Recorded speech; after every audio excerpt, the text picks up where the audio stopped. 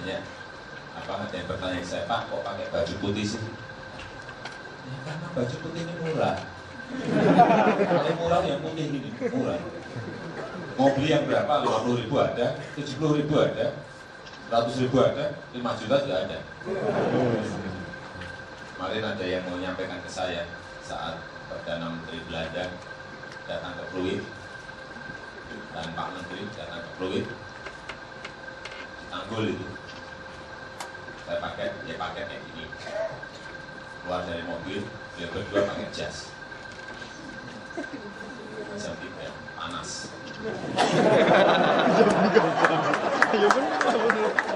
Terus lepas, keluar mobil lepas jas, karena saya tahu kayak gini. Kalau lepas ya udah lepas, copot. Beliau berdua copot. Begitu foto,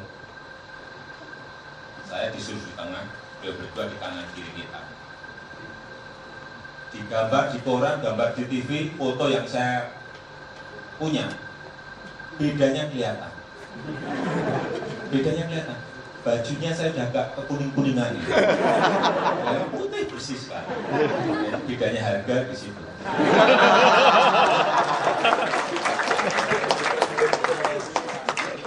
Saya ini beli kainnya aja paling-paling berapa sih? Per meter 35.000. Kemudian jahitkan paling-paling berapa? 20.